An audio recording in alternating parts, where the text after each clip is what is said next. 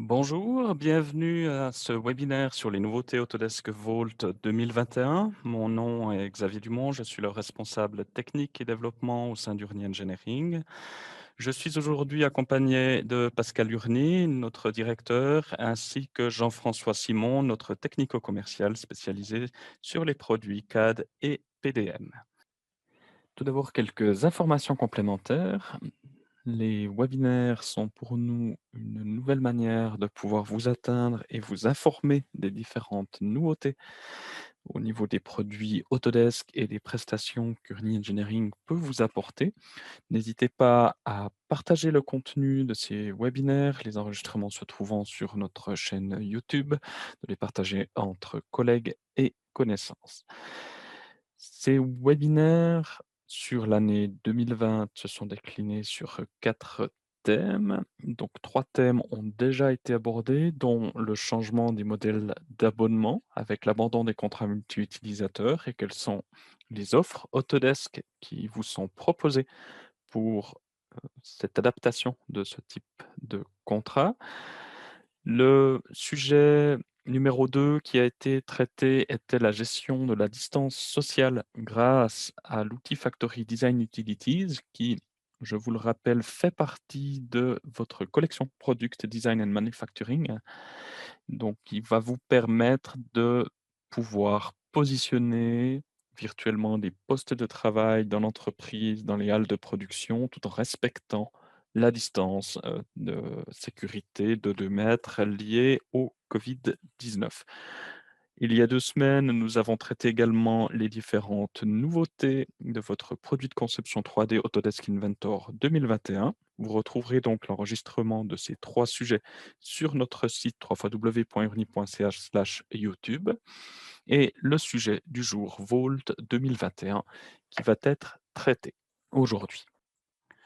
Au sommaire, aujourd'hui, une rapide introduction aux solutions PDM Autodesk Vault, présentation des différentes nouveautés 2021 et 2021.1. Nous allons passer au travers de la feuille de route des produits Autodesk Vault. Nous allons parler de nos différents services et nouvelles prestations autour de ces produits Vault. Et nous terminerons par une session de questions et réponses. Nous allons reprendre donc les différentes questions que vous nous aurez posées sur cette partie-là. La présentation durera environ 1 heure jusqu'aux questions-réponses. Si vous deviez nous quitter avant cette session de questions et réponses, n'hésitez surtout pas à nous contacter info@urni.ch ou au 032 924 50 90 pour toutes vos questions. Vous allez aussi retrouver les différentes réponses dans l'enregistrement YouTube si vous devez nous quitter avant. Pour commencer, présentons déjà les solutions PDM Autodesk Vault.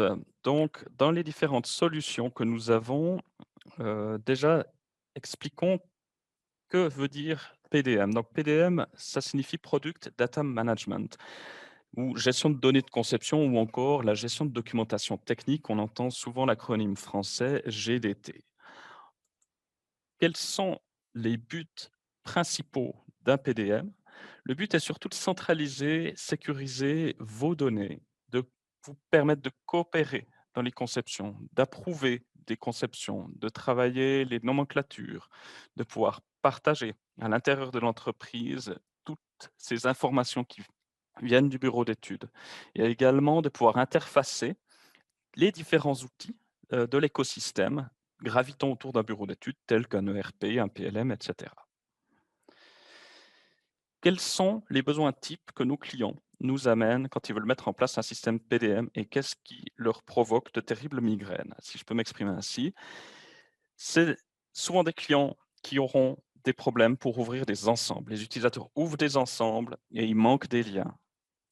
Des personnes aussi qui seront dans l'incapacité de retrouver facilement une pièce sur une simple propriété, de trouver toutes les pièces qui sont dans une telle ou telle matière, etc. D'avoir des difficultés aussi à créer des copies de conception, de pouvoir partir d'une construction, en faire une copie quasiment similaire à quelques exceptions près. Sans un outil PDM, on perd vite beaucoup de temps à réaliser ce genre de choses.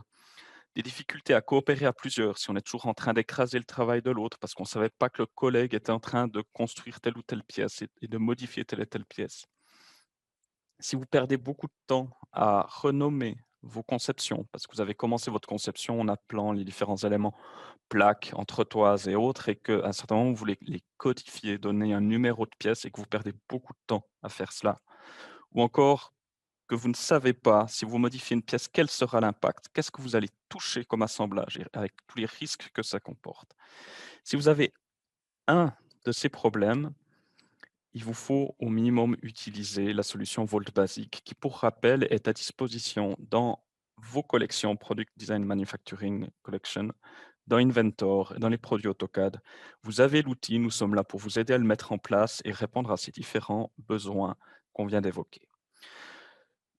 Les autres types, je dirais, de soucis que nos clients rencontrent et qui nous remontent à chaque discussion, c'est le fait de fabriquer la mauvaise pièce puisqu'on a utilisé le mauvais plan, d'avoir utilisé des pièces obsolètes, d'avoir prévu dans un assemblage d'utiliser une pièce qu'on avait décidé de ne plus fabriquer car trop complexe ou trop fragile, de modifier par erreur des pièces qui sont déjà en train de se faire produire. On n'était pas au courant que cette pièce était en prod alors que nous, on était encore en train de la travailler en étude. Si, on passe notre temps à générer des DXF, des steps, des PDF et au final de faire un travail qui n'est pas forcément le travail d'un ingénieur constructeur. Pour ces différents points, Autodesk Vault Workgroup y répond et va pouvoir vous aider à être plus performant sur ces étapes-là. Pour terminer, l'autre type de problématiques qui nous sont remontées, c'est des clients qui doivent ressaisir manuellement des informations dans le RP, beaucoup de perte de temps à faire des copier-coller, des tableaux Excel avec des risques d'erreur, de gérer des feuilles de suivi, de modification, genre de feuilles de papier qui passent d'un bureau à l'autre, qui se perd, ou encore peut-être de fichiers Excel se trouvant sur le réseau, qu'il faut aller documenter sur quelles modifications on a apporté. Des dérangements fréquents par la production, quelqu'un de la production qui va venir vous demander: «Ah, tu peux vite m'imprimer le dernier plan, s'il te plaît?» C'est typiquement le genre de dérangement qu'on peut, avoir dans un bureau d'études. Ou si vous passez votre temps à créer manuellement des nomenclatures pour la production, de préparer dans un tableau Excel, de rechanger, «Ah oui, cette pièce, elle est pas censée apparaître dans la nomenclature» et cetera. Pour ces différents points, la solution Vault Professionnel va y répondre également. Donc, on voit qu'au travers du panel de solutions PDM Autodesk Vault, on a vraiment moyen de vous faire gagner au niveau d'un travail collaboratif amélioré, d'amener de la fiabilité dans toute la consultation de la donnée que vous générez, de focaliser les équipes de conception sur réellement le travail à haute valeur ajoutée, ne pas demander aux équipes de créer ou d'enregistrer un PDF typiquement, ou également de supprimer des erreurs de ressaisie dans des recopies de données.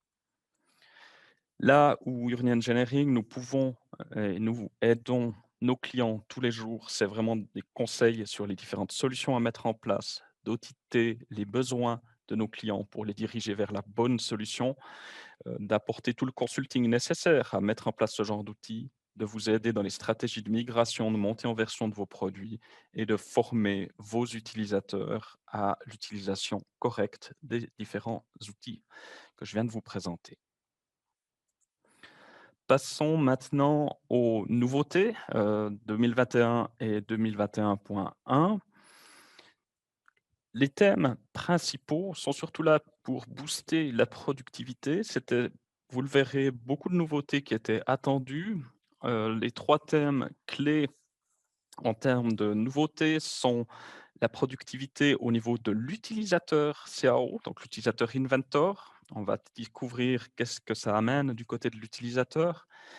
Une nouveauté, un point, clé qui est la recherche de doublons géométriques qui est apparu en 2020.2, qui a continué de s'améliorer. Donc on va voir toute cette partie-là et le 3e point qui va s'adresser beaucoup plus aux personnes qui administrent le système, au personnel IT également, avec une administration plus efficiente. Parlons de la productivité déjà au niveau des utilisateurs CAO. Première nouveauté qui est liée à une nouveauté Inventor, si vous avez suivi il y a 2 semaines la présentation Inventor, c'est l'interopérabilité entre Inventor et Revit. Posons un peu le décor pour savoir déjà qu'est-ce que ces 2 produits. Donc Inventor, normalement vous le connaissez, c'est notre produit de conception 3D, mécanique, horlogerie, pour de la conception dans ce cadre de cette nouveauté de machines d'assemblage, de ventilation, d'escaliers métalliques, de balcons, etc. Et nous avons un pendant dans le domaine Autodesk, un pendant architectural qui permet de faire de la conception 3D, de bâtiments, d'étages, de halles, et cetera. La nouveauté Inventor qui se situe là, c'est l'interopérabilité entre ces 2 mondes, d'être capable de pouvoir échanger des fichiers entre Revit et Inventor et inversement. Pour placer votre machine d'assemblage dans une halle, pour la concevoir selon la dimension de la halle ou inversement, placer la halle autour de votre machine d'assemblage pour construire votre machine en fonction de la halle. C'est la nouveauté Inventor et pourquoi je vous en parle, c'est que Vault a été aussi prévu pour gérer ce type de lien et manager, donc bien pouvoir, gérer comment vont s'orienter ces différents fichiers. Si on regarde un peu plus en détail, sachez en fait que la conception au travers des outils architecturaux tels que Revit ont leur propre système de gestion, si on veut bien, qui peut être soit une gestion sur le réseau informatique ou une gestion cloud. Et de l'autre côté, de votre côté, vous avez une gestion Inventor avec le Vault. Le but de cette nouveauté, c'est d'être capable de pouvoir placer des environnements Revit dans Inventor et ne surtout pas amener ce fichier Revit dans Vault. Donc on va être capable de pouvoir lui dire de séparer les choses, chose qui n'était pas possible avant. Mais comme ça permet bien de garder le fichier au bon endroit dans chacun des systèmes de gestion qu'on retrouve de gauche et de droite. L'usage, donc, c'est vraiment séparer vraiment cette gestion entre les 2 mondes. Le gain pour vous, au travers de cette nouveauté, que ça soit Inventor ou Vault, c'est aussi cette capacité de vous ouvrir vers d'autres marchés de conception, de vous permettre de faire de la conception beaucoup plus orientée avec le domaine architectural et aussi de faciliter la construction, typiquement, de machines d'assemblage en fonction de l'encombrement des bâtiments. Autre nouveauté qui est fortement liée à celle dont je viens de vous parler, c'est la capacité de pouvoir exclure des répertoires dans le chargement des fichiers en direction du Vault. Donc ça, c'était un besoin qui avait été exprimé depuis pas mal de temps par des clients, de pouvoir exclure ce genre de fichiers. Ça nous amène à, comme type d'usage, la capacité, typiquement, soit la partie Revit dont je vous ai parlé tout à l'heure, mais aussi un autre possibilité, c'est d'ignorer ce qu'on appelle des scans 3D. Donc pour un rappel, un scan 3D, c'est vous poser un appareil au milieu d'une pièce et via un balayage laser, il va vous repérer l'encombrement de la pièce avec tous les meubles, les positions et ça vous permet de le mettre dans votre construction Inventor et construire par rapport à ce nuage 3D. La problématique, entre guillemets, de ces fichiers de nuages de points, c'est que c'est extrêmement lourd informatiquement parlant. Donc le fait de pouvoir les garder en dehors du Vault est un gain en termes de taille du côté du serveur. Donc allègement général ici du côté du Vault. Autre nouveauté, là qui était attendue aussi depuis pas mal de temps, on est content maintenant aussi de pouvoir avoir cette possibilité-là, c'est de pouvoir identifier des conceptions inutilisées, donc des conceptions qui n'auraient pas de parents. Je m'explique. Du côté du Vault, vous avez différentes pièces à l'intérieur qui, normalement, ont des liens vers des assemblages, des mises en plan. Ça, c'est quelque chose de standard, d'assez normal, et vous allez d'ailleurs pouvoir voir au travers du Vault que ces fichiers ont bien des parents liés. La problématique qui nous était souvent soulevée par des clients, c'était d'être capable de se dire, mais y aurait-il dans mon Vault des pièces qui sont orphelines, qui n'ont pas de mise en plan, qui n'ont pas d'assemblage, qui n'ont absolument aucun parent? Et là, la nouveauté est de pouvoir effectuer une recherche sur une propriété qui indique qu'il y a une relation parent ou non, tout comme il y avait déjà, depuis une version en arrière, la possibilité de savoir s'il y avait des plans ou non attachés à cette pièce. Donc ça, le gain, il est financier aussi pour vous, parce que ça va vous permettre d'éviter de gérer des références inutiles dans le système et faire aussi un nettoyage de ce point de vue-là. Au niveau du chemin du dossier. Ça, c'était aussi une demande, existante depuis de nombreuses versions. C'est d'être capable d'utiliser le chemin du fichier dans le Vault comme une propriété et c'est aujourd'hui possible. Donc on peut utiliser cette propriété pour établir des règles de classement, typiquement, ou encore interdire de valider de documents mal classés. Donc on pourrait, sur l'exemple que l'on voit ici à droite, se dire un fichier qui est dans le dossier documentation tombe automatiquement dans une catégorie documentation. Et je pourrais aussi très bien dire j'interdis de valider un document de documentation s'il n'est pas dans ce répertoire-là. Donc ça nous amène un renforcement au niveau de la conformité du système, de la donnée que vous avez dans le Vault, aussi plus de souplesse de configuration, car avant, on devait user de certains stratagèmes pour arriver à quelque chose de plus ou moins similaire à ce qu'on peut faire ici.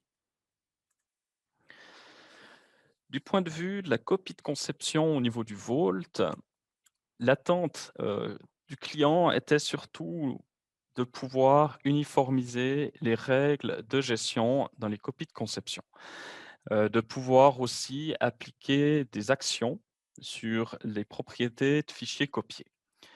Donc quel est l'usage de ces 2 choses et quelles sont les nouveautés? C'est qu'aujourd'hui, toutes les règles qu'on a dans les copies de conception, donc ce qui permet de gérer comment réagit la copie de conception et ce qu'il doit faire au niveau des propriétés, sont maintenant centralisées sur le serveur et c'est plus sur chacun des postes de l'utilisateur.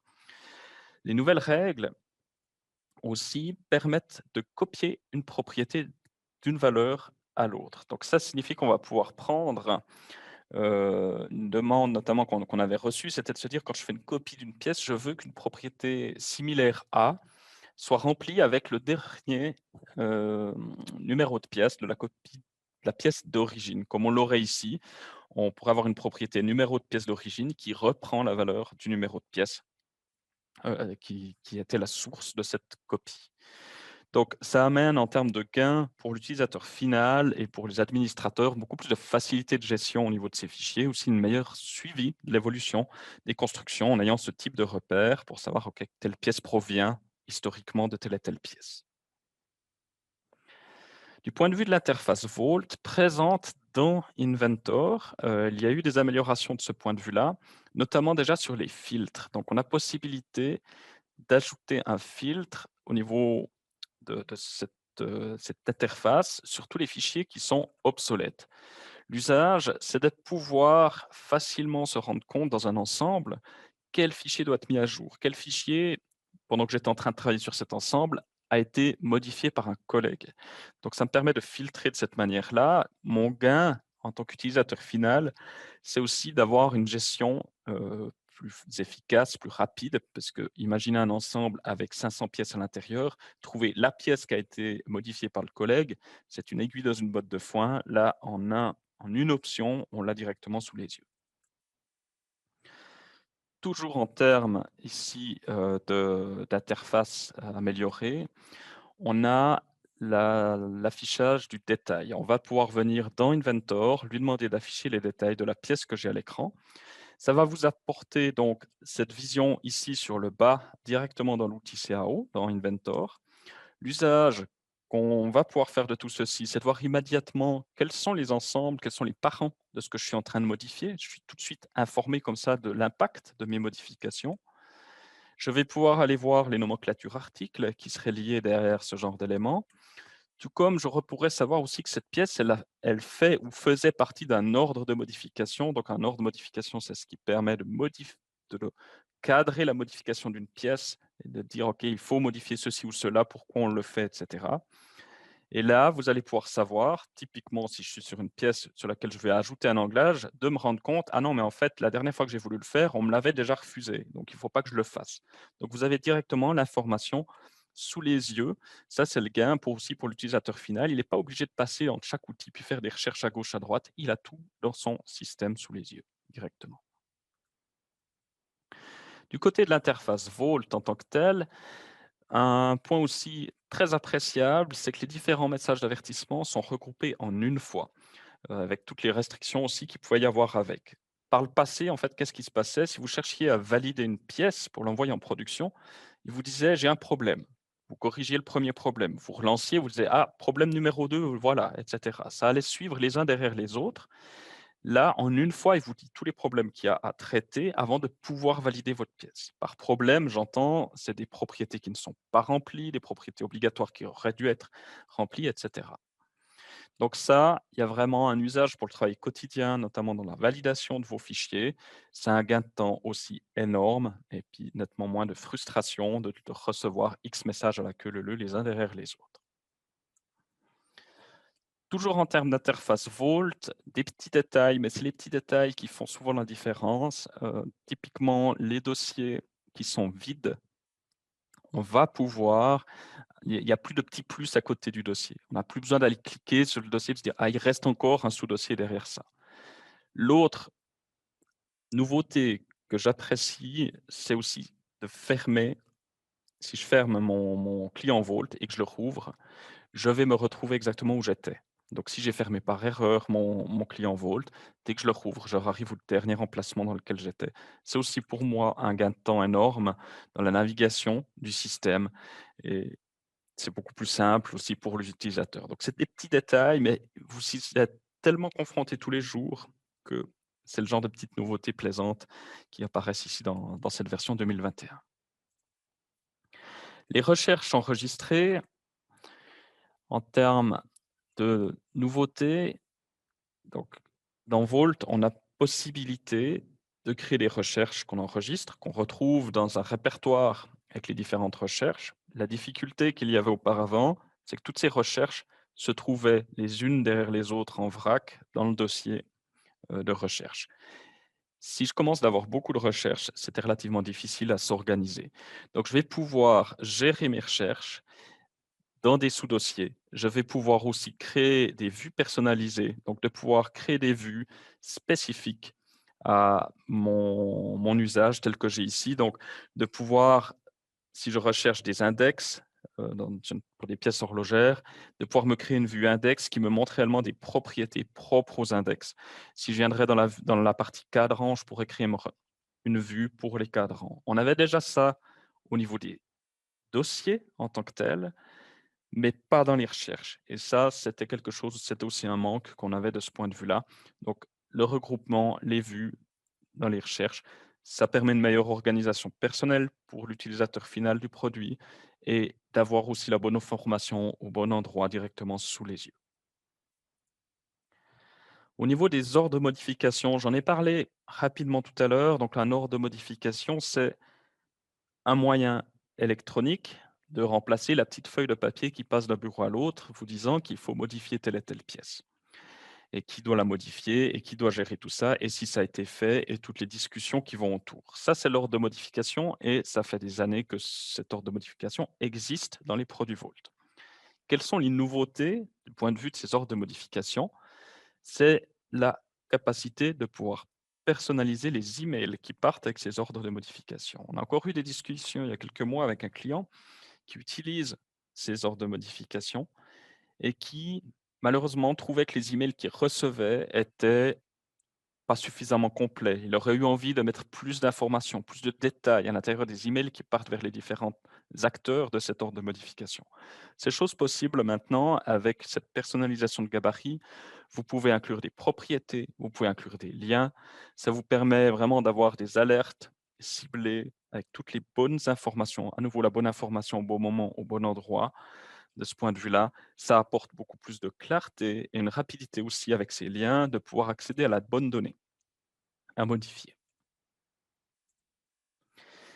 Donc ça, c'était notre premier volet de présentation. Je vais passer maintenant à la deuxième volet qui parle de la recherche de doublons géométriques au sein d'Autodesk Vault professionnel.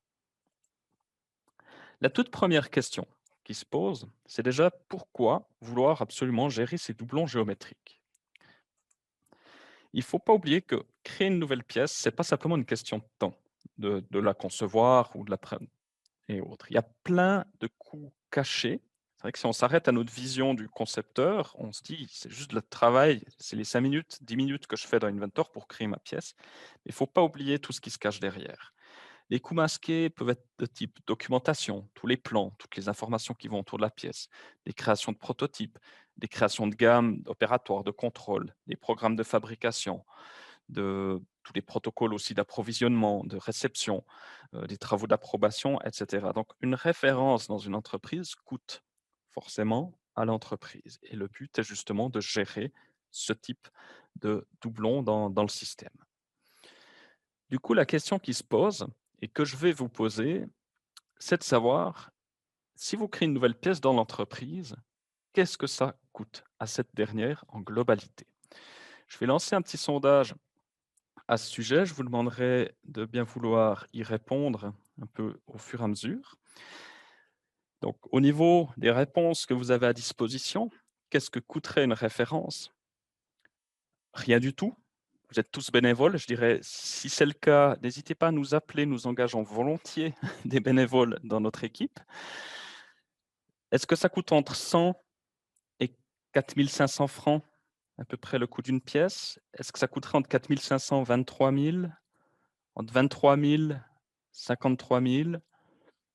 Ou chez vous, le coût n'a pas réellement d'importance au niveau de la conception? Vous êtes peut-être dans des conceptions de luxe ou autres, ou en réalité, peu importe si on dédouble ce genre d'éléments. Donc, je laisse encore 5-6 secondes pour vous permettre de répondre. Voilà, très bien. Donc là, en globalité, je dirais dans la majorité, vous donnez comme information à peu près entre 4 500 et 23 000 francs. Certaines personnes entre 100 et 4 500. Dommage, j'ai pas trouvé de bénévoles pour venir travailler chez nous.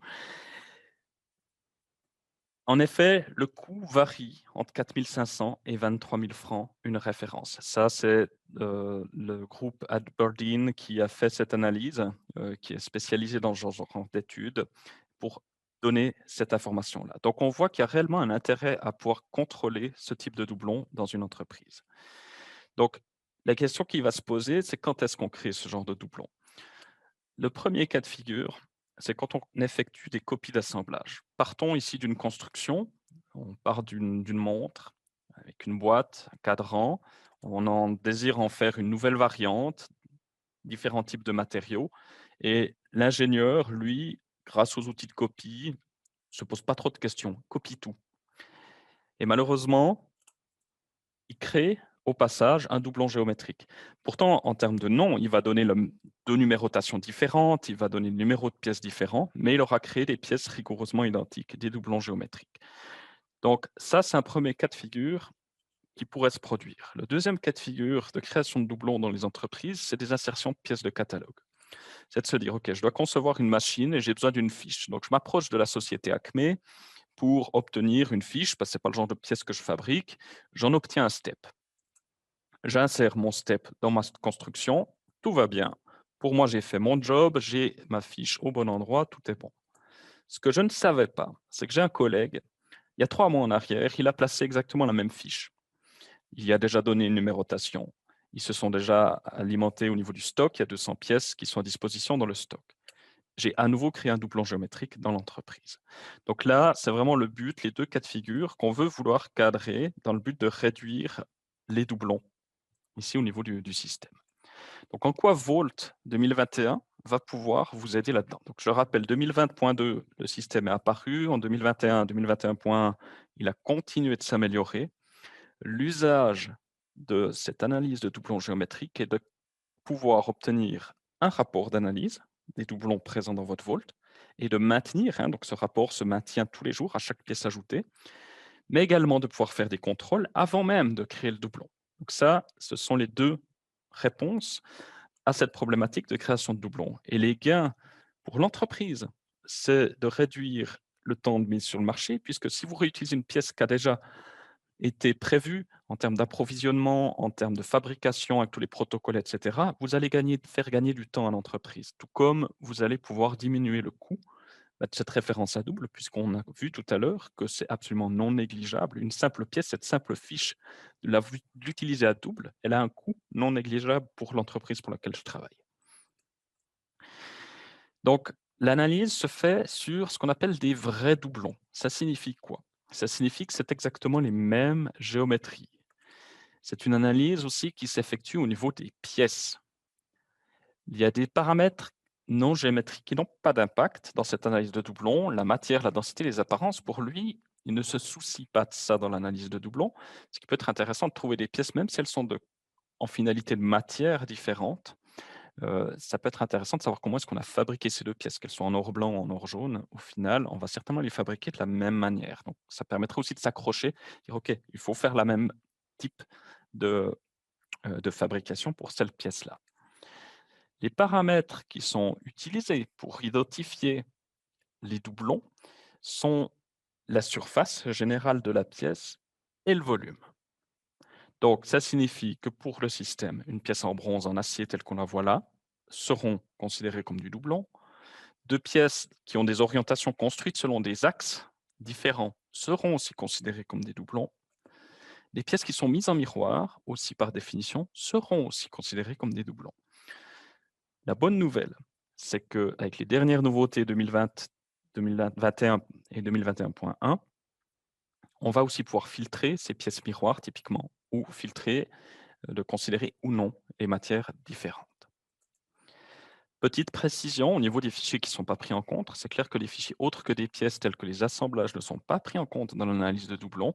Les pièces vides, forcément, ne sont pas prises aussi en compte. Ça semble assez logique aussi de ce point de vue-là. Regardons maintenant l'usage, donc rapidement, de ce type de doublon. Donc ici, on est dans une construction où je vais déjà me demander, est-ce que dans tout cet assemblage, est-ce que j'ai des pièces à double? Donc on constate ici que la pièce en verre existait déjà et j'ai capacité de demander de remplacer cette pièce parce qu'il se trouve dans le vault. Tout comme le palier fixe qu'on voit ici, je vais aussi pouvoir constater qu'il existait déjà et aller le remplacer. Donc on voit que dans le système de conception, on peut venir chercher ces différentes informations. On peut aussi venir regarder quelle serait la pièce qui serait travail en cours ou des pièces validées ou peut-être des pièces obsolètes aussi pour nous aider à choisir la bonne pièce. L'autre type d'approche ici qu'on retrouverait, c'est justement ce placement de fichier STEP. Je place un moteur qui vient d'un fournisseur, je viens le positionner ici sur ma conception et en fait, sans vraiment m'en rendre compte, je suis en train ici de créer un doublon puisque potentiellement quelqu'un avait déjà placé cet élément dans le vault et je vais pouvoir lancer cette recherche et en effet, on voit qu'il y avait déjà un moteur qui était présent. Donc je vais pouvoir appeler celui qui existait déjà dans mon système, qui avait déjà cette référence et le faire remplacer ici dans ma conception avant même de l'avoir complètement chargé dans le vault, donc d'avoir traité ça en amont. On retrouve ici toute une analyse avec ce rapport d'analyse sur les doublons dans le système, où je vais voir donc, les différents groupes de doublons, donc toutes les pièces pouvant être considérées à double. Donc là, on voit que j'ai 4 fichiers différents qui sont considérés comme doublons. On peut en faire des exports Excel pour traiter cette information, etc. Et ensuite, faire aussi mes différents remplacements dans la construction. Donc, au niveau des rapports de doublons, on a la capacité d'obtenir le pourcentage de doublons de mon système Vault. Donc, il y a une première indexation complète qui se fait du système et ensuite, cette indexation se maintient dans le temps. Cette analyse se classe également par groupe, comme je vous le disais tout à l'heure. Donc, un groupe, c'est ce qui regroupe tous les différents doublons identiques. On retrouve donc, pour le groupe 6, toutes ces pièces sont identiques en géométrie, directement présentes. Et un point, je trouve très intéressant, c'est d'être capable aussi de savoir dans combien par an ces fichiers sont utilisés. Ça nous permettrait de faire notre choix. Un fichier qui est peut-être utilisé dans 500 références contre un qui est utilisé contre une référence, il faudra peut-être se séparer de celle qui est utilisée qu'à un endroit dans notre nettoyage de notre vault. Maintenant, la question qui se pose, et si on veut aller plus loin au niveau de l'analyse des doublons, c'est qu'aujourd'hui, avec Vault Professionnel, vous allez pouvoir faire l'analyse de vrais doublons. Donc, on l'a dit, volume, surface identique. Donc, la limitation, c'est qu'elle doit être 100% identique. Une pièce, si entre les 2 pièces, il y en a une qui a un chanfrein autour des trous et l'autre qui n'a pas de chanfrein, ce n'est plus la même pièce en tant que telle. Donc, si vous avez besoin d'aller plus loin au niveau de tout ceci, il existe des solutions Et nous sommes actuellement en test avec la société 3D Semantics pour le produit 3D Pathfinder, qui lui va travailler la notion de quasi-doublon. Qu'est-ce que ça signifie du quasi-doublon? C'est de pouvoir traiter des pièces par degré de ressemblance, de similitude. Donc on va pouvoir, en partant d'une pièce inventor, dire: «Recherche-moi dans le vault, quelles sont toutes les pièces qui ressemblent?» Et il va vous placer ces informations et pas n'importe comment. Plus on s'éloigne géographiquement de la pièce, plus cette pièce est différente. On le voit entre cette pièce bleue qui est la pièce d'origine et la pièce grise ici. On voit qu'il y a une nette différence, mais potentiellement, je pourrais très bien utiliser une des pièces déjà présentes ici dedans pour optimiser mes conceptions. Donc, n'hésitez pas à nous contacter si vous avez ce type de besoin. Je serais intéressé de savoir, en ayant vu ça aussi, pour vous, quel type d'analyse de doublons vous auriez le plus besoin dans votre entreprise. Donc là, si je vous lance le sondage, est-ce que vous voyez donc les différents éléments? Donc, pour moi, ce que vous avez à disposition comme réponse, c'est que vous n'avez absolument pas besoin d'analyser des doublons géométriques dans votre entreprise. Vous pourriez avoir besoin de gérer au moins des doublons identiques, d'être capable d'avoir les 2, doublons et quasi-doublons, ou pour terminer, cloner à l'infini est mon métier. C'est clair que si votre but est de cloner des brebis, voilà, ça ne va pas être une bonne solution d'utiliser ce partage de doublons. Voilà, encore quelques secondes au niveau de l'analyse de doublons. Très bien.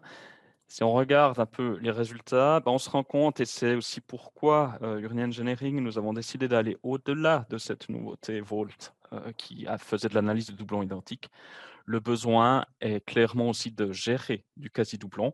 Donc n'hésitez pas à nous contacter sur cette technologie. On partage volontiers déjà nos premiers essais avec vous, pouvoir en discuter. On est déjà en contact avec un client chez qui nous avons mis ça en place pour du test. Donc n'hésitez pas de revenir vers nous pour ce genre de fonctionnalité. Très bien.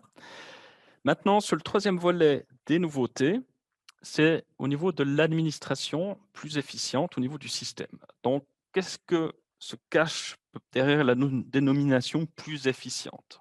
C'est d'avoir plus de granularité en termes de gestion de la sécurité et aussi de diminuer les interruptions du système au niveau de les maintenances. Ça signifie plus en détail d'interdire le téléchargement. Je vais revenir sur ces différents points. Travailler sur des journaux d'audit, de pouvoir travailler sur du masquage des utilisateurs inactifs dans l'entreprise, de travailler sur des repères visuels, des couleurs quand je travaille en tant qu'administrateur dans le système, de pouvoir changer le nom de l'instance SQL. Là, ça va peut-être pas vous parler en tant que tel, c'est vraiment très destiné à l'IT, mais je vais vous expliquer pourquoi. Et d'inclure des données existantes lors de la purge, des critères de purge, je vais revenir aussi en détail là-dessus, et une validation rapide du magasin de fichiers. Donc, venons déjà sur le premier point, la sécurité au niveau du Vault. En 2020, donc la version précédente, la sécurité n'était pas suffisamment fine. Il manquait un certain niveau de granularité. Dans quel sens je dis ça? C'est que les utilisateurs, parfois, n'ont pas nécessairement besoin de pouvoir télécharger le fichier. Et on n'a surtout pas envie qu'ils le téléchargent pour protéger notamment la propriété intellectuelle. Donc de pouvoir dire, le bureau d'études, oui, il a le droit de télécharger le fichier Inventor et d'en faire ce qu'il faut pour son propre travail, ce qui est logique, mais que peut-être des personnes de la qualité ou de l'atelier ne puissent que consulter l'information, mais pas commencer de télécharger des données en local. Et ça, la 2021 y répond dans le sens où ils ont séparé maintenant la notion d'accessibilité à la donnée et du téléchargement de la donnée. Donc on a maintenant possibilité d'interdire le téléchargement, ce qui fait que ici, pour ces 3 dossiers, on pourrait faire en sorte que les utilisateurs ne puissent plus télécharger les fichiers de ce dossier, mais qu'ils puissent bien aller consulter l'information, les propriétés, les cas d'emploi, le fichier DWF qui va avec. Pour le fichier DWF, c'est ce fichier de consultation pour pouvoir voir le plan. Donc ça, c'est déjà un point aussi qui était attendu.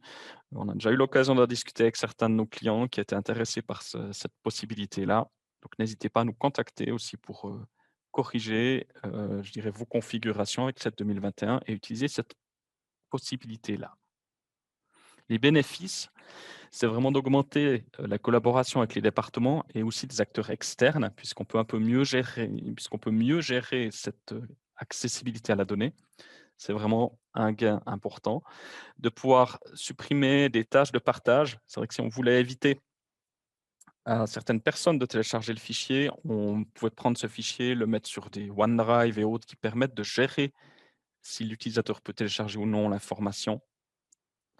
On évite ainsi aussi des erreurs de partage liées au fait qu'on doit utiliser des produits tiers pour ce genre de choses. Et surtout, ça permet de protéger la propriété intellectuelle en évitant de la fuite de données en donnant l'accès qu'aux certaines personnes importantes en termes de téléchargement de ces fichiers. Autre point, toujours lié à cette protection de la propriété intellectuelle, c'est les notions d'audit. On peut maintenant, dans la version 2021, activer une journalisation des fichiers qui sont téléchargés. Donc, par télécharger, ça signifie quoi? Des fichiers qu'on obtiendrait, qu'on ouvre, qu'on insère dans Inventor. Ça peut être aussi des fichiers dont on fait un pré-importé, si on fait clic droit, envoyer par email, si on partage par le cloud tel ou tel fichier. Ce sont toutes des informations, si on active cette journalisation, que les administrateurs du système vont pouvoir tracer et savoir que l'utilisateur un tel a donc téléchargé tel et tel fichier, telle et telle version, et quand ça a été fait. On a le même type d'audit pour la suppression de fichiers. On ne pourra plus nous dire: «Ah, je ne sais pas qui a supprimé cette pièce». On a possibilité là de pouvoir aussi activer cette journalisation et de savoir que telle et telle personne a supprimé telle et telle pièce à tel et tel moment. Donc on a vraiment une parfaite traçabilité ici de ce qui se passe dans le système. En termes de couleurs aussi, pour les administrateurs, le besoin était principalement de savoir quand est-ce que j'étais connecté en tant qu'administrateur dans le système. Parce que souvent, les administrateurs du Vault sont à la fois administrateurs et aussi utilisateurs. Et on a vite fait de se tromper et de dire: «Oups, je suis en train de travailler en tant qu'administrateur». Donc là, on a possibilité d'activer un bandeau de couleur quand je suis connecté en administrateur.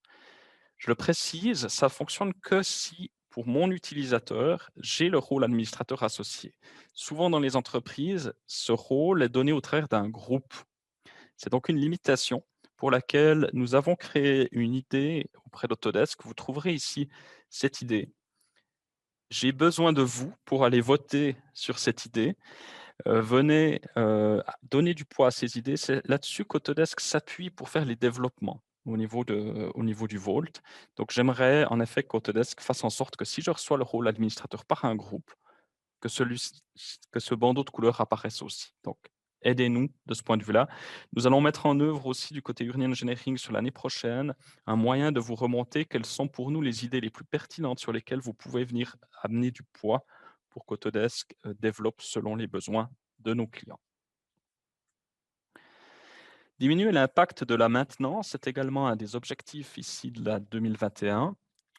Le challenge aujourd'hui des équipes informatiques, c'est les sauvegardes et les restaurations qui prennent énormément de temps, puisque on a des utilisateurs et des clients qui sont fidèles, qui utilisent Vault depuis de nombreuses années, des Vaults qui prennent une taille extrêmement importante et le temps de sauvegarde et de restore peut prendre plusieurs dizaines d'heures.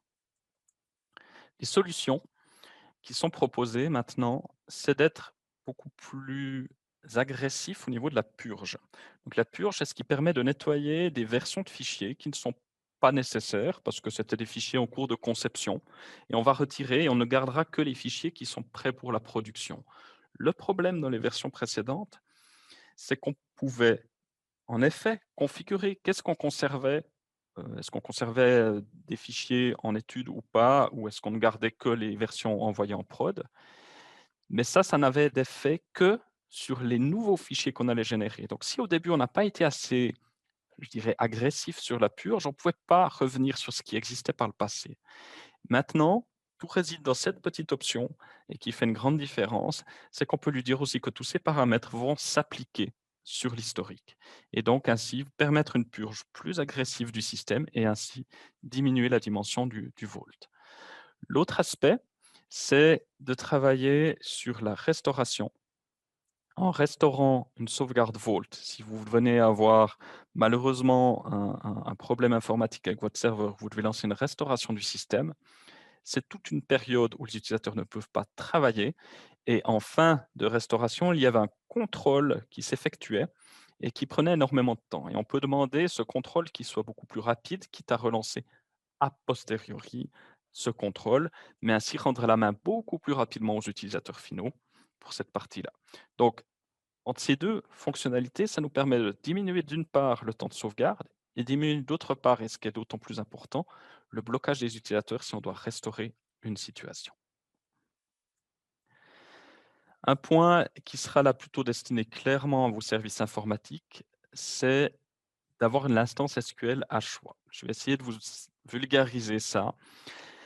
En quelque sorte, le besoin de vos services informatiques est de pouvoir, sur un serveur qui stocke les bases de données du système, pouvoir connecter plusieurs serveurs Vault. Ça peut être un serveur de production et un serveur de test typiquement, mais que toutes les bases de données aient sur un seul et unique serveur. C'était quelque chose d'absolument impossible dans les versions précédentes. Aujourd'hui, on peut choisir ce qu'on appelle le nom d'instance. Donc, on peut lui dire, OK, là, c'est mon Vault prod qui apparaît ici. Et celui-là, il viendra dans une base de données qui s'appellerait Vault test. Donc, on peut vraiment séparer ces éléments. Ça permet donc d'avoir tout ça sur un seul et unique serveur. Ça a un avantage financier notamment, c'est que ça permet aussi en termes de licence SQL d'optimiser tout ça, puisque souvent les entreprises, ce serveur central qui gère ces bases de données, gère également un ERP, gère également d'autres systèmes d'information dans l'entreprise. Ça permet aussi de respecter certaines conventions de nommage dans les entreprises pour ce type de gestion informatique. Voilà pour les différentes nouveautés de la 2021 et 2021.1. Maintenant, ce que je vous propose, c'est d'avoir un coup d'avance sur ce qui vient. Autodesk, aujourd'hui, est ouvert et s'ouvre sur le futur du Vault et vous permet d'accéder à cette information. Donc Autodesk a publié une feuille de route sur quels sont les grands thèmes qui vont venir ces prochaines versions. Elle est facilement trouvable sur internet. Je vous ai pas mis le lien comme ça, mais si vous tapez Autodesk Vault Roadmap, c'est le plus simple pour accéder à cette information-là. Si vous allez sur ce site, on va le voir tout à l'heure, mais vous avez cette phrase qui apparaît. Je vous la traduis rapidement et surtout, je vous mets en évidence un point crucial. Les plans, tout ce qui vous montre, tous ces axes de développement qui viennent, ça ne constitue pas une garantie que ça va venir. Donc, ne prenez pas de décision d'achat de logiciels ou de mise en place d'une technologie en se disant: «Ah, Autodesk est en train de faire ça pour la prochaine version». Ils peuvent très bien, à la dernière minute, retirer cette fonctionnalité ou la repousser ou que cette fonctionnalité apparaisse dans 5 ou 10 ans. Donc, prenez garde à ça avant de prendre des décisions et consultez-nous si ce genre de nouveauté vous intéresse. Passez par nous, nous avons moyen de pouvoir discuter avec vous, de vous intégrer à des programmes bêta et de parler un peu plus ouvertement encore que ce que vous allez voir là. Un des premiers éléments qu'il y a sur cette feuille de route, c'est l'application Volt Mobile. Ça fait des années qu'on attend ça. On est très content qu'Autodesk parte dans cette direction. C'est donc la capacité d'avoir une application sur iPhone, iPad aujourd'hui, de pouvoir mettre en place tout ça. Je vais vous montrer à quoi ça ressemble. Aujourd'hui, donc c'est vraiment un produit qu'ils appellent technologie preview, donc un aperçu de la technologie. Ce n'est pas encore un produit officiel Autodesk, de la liste de prix Autodesk, etc. C'est un produit que vous pouvez tester, que vous pouvez utiliser, mais il n'y a pas forcément de garantie autour. Mais le but est aussi de récupérer du feedback derrière tout ça. Donc donnez-nous aussi, testez, profitez. Ça fonctionne sur la 2021, la 2020, la 2019. Donc, allez-y, iPad, iPhone. Vous allez me demander et Android. Tout ce que je peux vous répondre, c'est contactez-nous. On regarde avec vous pour vous mettre dans le programme bêta.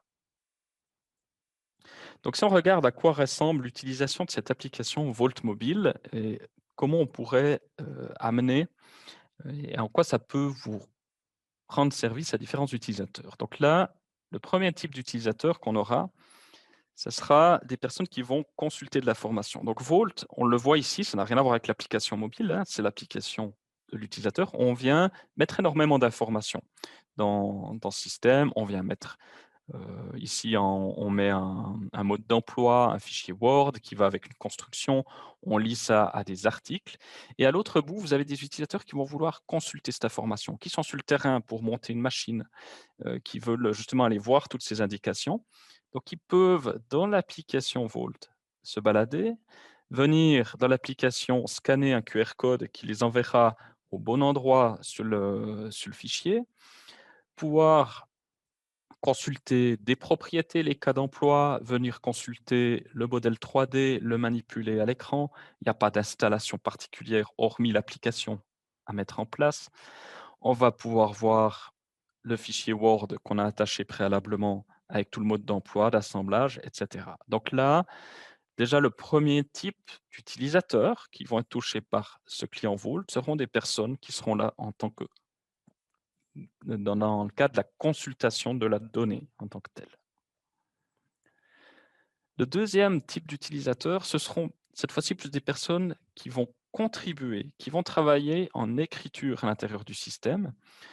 Donc ici, en termes de contribution, on repart sur une construction. On voit ici notre construction dans le système avec cet historique. Et si je me connecte maintenant avec mon iPad, je vais pouvoir donc rechercher aussi par des critères textuels, rechercher mon ensemble, venir voir les différents éléments,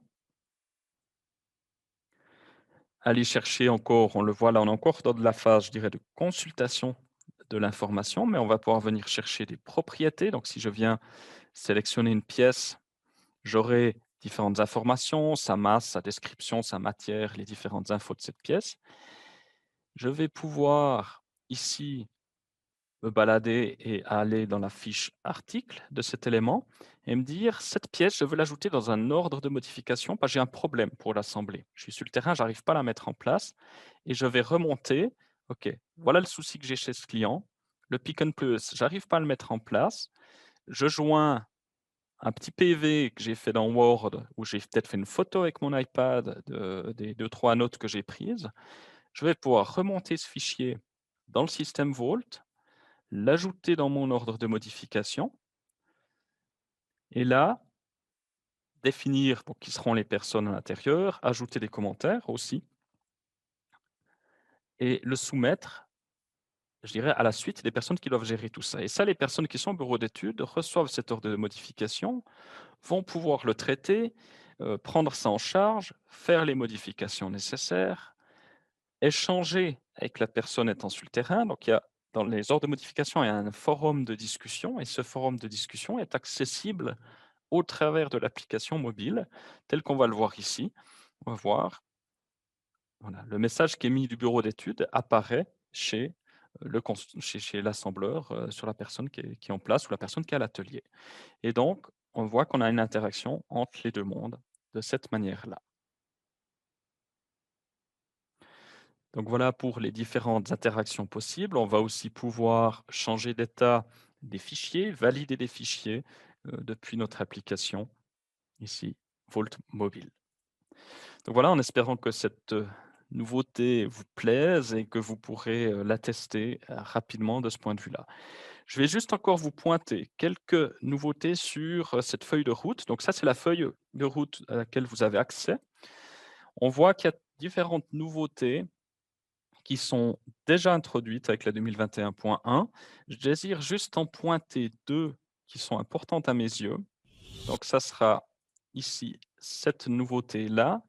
C'est la refonte à venir du client web. Donc Autodesk repart d'une feuille blanche au niveau du client web, donc qui est le client web, c'est la manière d'accéder à l'information, aussi pour les personnes à l'intérieur de l'entreprise qui ne seraient pas au travers de l'application Vault. Mais on voit qu'ici, ils ont revu complètement le design de l'application web. Alléluia, on va dire, la visualisation des fichiers ne nécessite plus design review. On accède directement aux informations dans l'interface. On va pouvoir venir donc visualiser plusieurs fichiers à la fois si nécessaire, toujours au travers des outils de visualisation. On va pouvoir, pour autant que les droits nous le permettent, télécharger des fichiers, partager des fichiers avec d'autres personnes. Donc on voit qu'ils vont étendre les fonctionnalités de ce client web et pas en faire uniquement un outil de consultation, mais bien aussi un outil avec lequel on aura des interactions.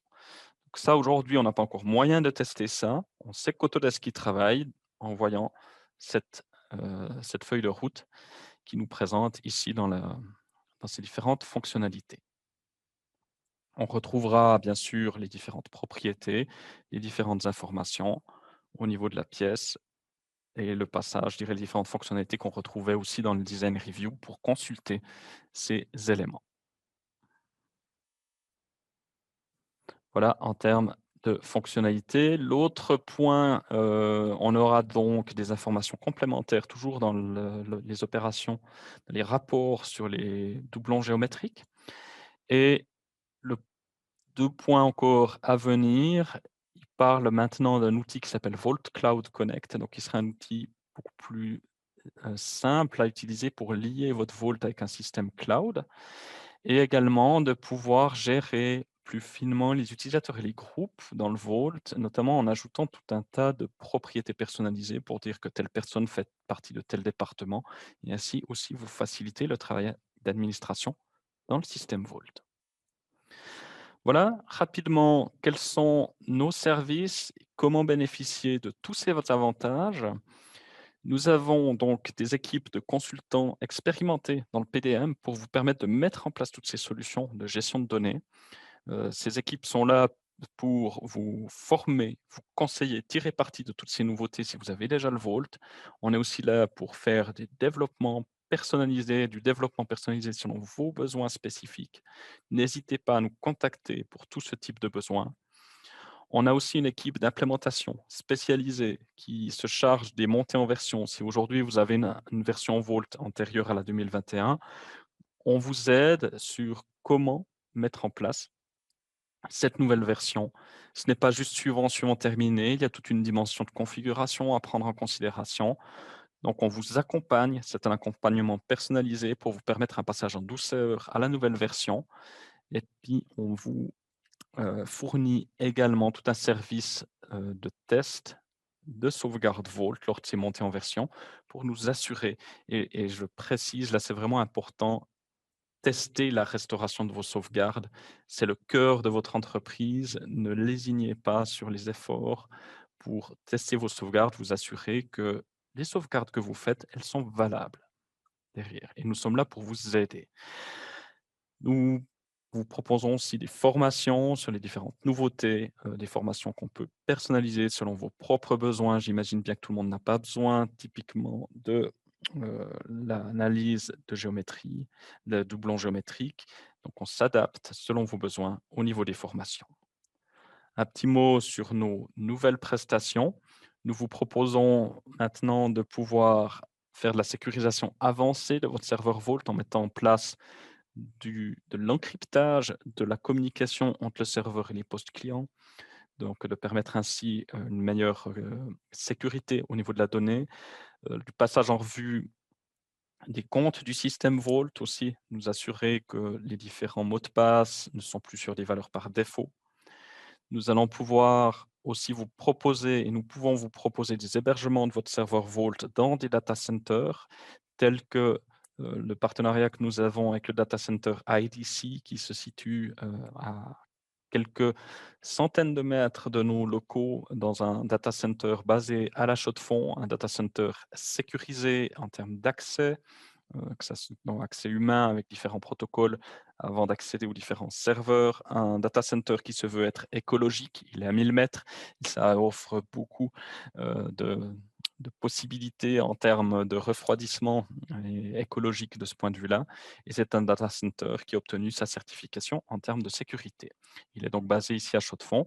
On est donc en partenariat avec IDC, avec l'infogérance, donc la gestion de ces serveurs qui est assurée par VNVSA et les systèmes de communication avec la fibre Connect DC de Hello, qui pour la petite histoire était donc s'appelait auparavant Vidéo 2000, donc tout un système aussi de fibre à travers le canton de Neuchâtel et au-delà pour permettre le genre de communication autour de ces serveurs hébergés. Voilà, comme je vous l'avais dit, 1 heure pour vous présenter ces différentes nouveautés. C'était une riche année en termes de nouveautés, une riche édition de ce point de vue-là et je vous propose donc de passer maintenant aux différentes questions et réponses qui ont pu être formulées. Première question abordée durant ce webinaire, est-ce que l'interopérabilité entre Inventor et Revit nécessite la version 2021 de chaque produit? Donc cela va dépendre de l'utilisation et de quel côté de l'interopérabilité vous vous trouvez. Si vous êtes un constructeur de, par exemple, structures métalliques ou autres éléments 3D destinés au bâtiment, donc votre outil principal est Inventor. Dans ce cas-là, ce que vous souhaiteriez faire, c'est importer une construction architecturale dans Inventor pour construire en fonction de cette construction. Et là, il vous faudra donc Inventor 2021 pour introduire des fichiers Revit qui restent donc liés à Revit. Par contre, le fichier Revit en lui-même n'a pas besoin d'être en 2021 pour permettre ce type de liaison. Et dans cette situation-là, si l'architecte effectue des modifications sur le modèle Revit, vous aurez la possibilité de réactualiser ce modèle dans Inventor. Si à l'inverse, vous êtes un constructeur du domaine architectural, votre outil principal est Revit.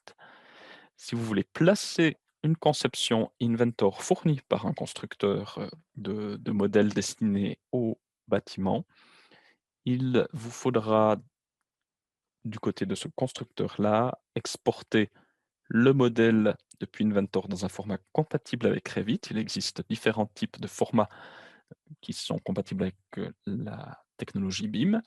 Et dans Revit, vous pourrez importer ces modèles 3D pour votre construction architecturale. Deuxième question posée durant ce webinaire, est-ce que les ordres de modification sont disponibles dans l'édition Vault basique? Cette fonctionnalité est une fonctionnalité propre à Vault professionnel, elle n'est donc pas disponible dans Vault basique. Nous sommes bien entendu à disposition pour vous conseiller quant au choix de la bonne solution selon vos besoins. Troisième question abordée, traitant de l'analyse de doublons géométriques vue dans Autodesk Vault professionnel. Est-ce qu'elle prend en compte une certaine tolérance? Alors l'analyse s'appuie sur 2 valeurs pour permettre de dire si une pièce elle est en doublon géométrique ou non. C'est le volume et la surface. Donc si 2 pièces ont rigoureusement le même volume et la même surface à la virgule près, elles seront donc considérées comme des doublons. Il n'y a donc pas de tolérance autour de ces 2 valeurs-là. Il faut que les pièces soient rigoureusement identiques.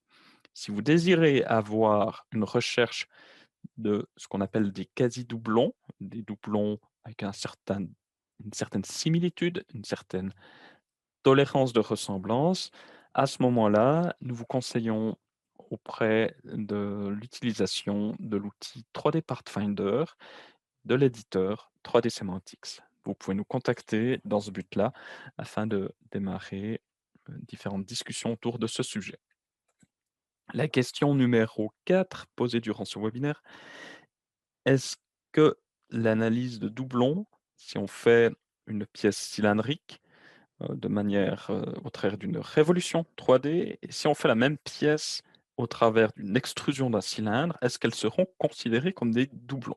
Alors dans la mesure où en effet surface et volume seront 100% identiques puisqu'on obtient le même cylindre, elles seront donc considérées comme des pièces de type doublon géométrique. Il en irait de même si vous insériez un step, donc avec un corps unique, un corps mort comme on l'appelle, qui serait à nouveau 100% identique. Il aurait le même volume, même surface, donc ça sera également considéré comme un doublon. Question numéro 5. Est-ce que dans les journaux d'audit, de téléchargement et suppression, il serait possible de faire un rapport autre que le format texte utilisé, que l'on a vu dans ce webinaire. Alors l'export n'est possible que dans ce format texte, dans ces fichiers log se trouvant sur le serveur. Il est possible d'effectuer des recherches dans les différents fichiers log au moyen d'outils de recherche. La recherche Windows typiquement permet la recherche dans le contenu de ce type de fichier, tout comme des outils tels que Notepad++ et d'autres outils existants sur le marché. Un développement, bien entendu, serait possible pour effectuer une transformation du contenu de ces fichiers log, les restructurer afin de vous l'amener dans un format différent et adapté à votre besoin. N'hésitez pas à prendre contact avec nous dans ce but. Autre question posée liée à la possibilité de choisir le nom de l'instance SQL au niveau du Vault. Est-ce que un usage serait possible lors de montée en version? Alors, la question est donc de savoir, je suis aujourd'hui en Vault 2019 avec un serveur Vault ici, qui est connecté à un serveur de base de données SQL, qui aurait les différentes bases de données, par exemple pour un coffre de production et un coffre de test appartenant à cet environnement 2019. Et je serai en cours de préparation d'une montée en version en 2021. Et donc la question est de savoir, est-ce que pour ce serveur 2021 que j'aurais préparé, je peux déposer la base de données sur le même serveur à ce niveau-là? La réponse est donc oui, puisqu'on peut choisir le nom de l'instance. Quand on préparera ce serveur, nous dirons au système d'utiliser une instance qui s'appellerait Vault 2021 par rapport à l'instance précédente qui s'appelle Vault ou Vault 2019 comme on l'a présenté ici. Donc c'est tout à fait possible. Il faudra par contre prendre en considération la compatibilité SQL entre les 2 systèmes et être sûr que la version du serveur SQL est bien compatible avec les 2 types de versions du serveur Vault ADMS. Il s'agissait ici des différentes questions qui ont été posées suite à ce webinaire. N'hésitez pas à nous contacter pour toute autre question ou projet que vous désireriez aborder avec nous. Vous nous retrouverez sur différents réseaux sociaux, LinkedIn, Facebook, YouTube. Vous trouverez également des informations sur notre site internet. N'hésitez pas à nous contacter. Je vous remercie beaucoup pour votre attention et vous souhaite une bonne fin de journée.